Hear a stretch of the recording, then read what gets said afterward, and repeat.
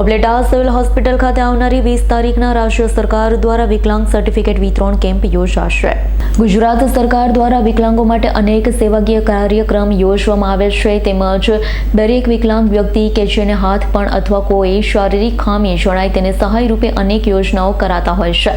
હાથ પગની ઉણપવાળા વ્યક્તિઓને કૃત્રિમ હાથ અથવા કૃત્રિમ પગ આપવાના આયોજનો કરાતા હોય છે। આવનારી 20 જાન્યુઆરીના રોજ રાજ્ય સરકારની સમાજ કલ્યાણ યોજના ઉપલેટા સિવિલ હોસ્પિટલના સહયોગથી હોસ્પિટલ ખાતે એક ભાગ્ય કેમ્પ યોજવાનો કાર્યક્રમ થવા જઈ રહ્યો છે। ઉપલેટા તાલુકાના તમામ ગ્રામ્ય વિસ્તારો સહિતના દિવ્યાંગ વ્યક્તિઓને દિવ્યાંગ કાર્ડ કાઢી આપવામાં આવશે। સરકાર શ્રીના સમાજ કલ્યાણ કેમ્પનો લાભ લેવા તમામ તાલુકાના દિવ્યાંગ વ્યક્તિઓને આયોજકોનું આહવાન કરાયું હતું। મારું નામ દયાભાઈ ગજેરા, ગુજરાત વિકલાંગ અધિકાર મંચમાં કામ કરું છું।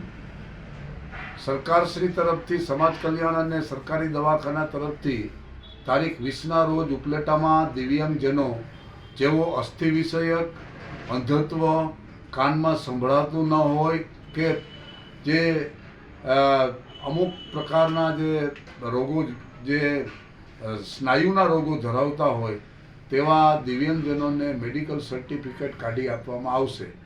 આ અંગે જે કોઈ દિવ્યાંગજન સર્ટિફિકેટ કઢાવવા માગતા હોય તેમણે આધાર કાર્ડ, રાશન કાર્ડ અને 2 ફોટા અને જન્મ તારીખનો દાખલા જેવા ઓરિજિનલ સાથે લઈ જવા અને તેમાં એની ઝેરોક્સ પણ સાથે લઈ જવી અને 2 પાસપોર્ટ સાઇઝના ફોટા પણ લઈ જવા। 20 તારીખે ઉપલેટાના કોટેજ હોસ્પિટલમાં સવારે 10 વાગ્યા પછી આ કાર્યક્રમ શરૂ થવાનો છે।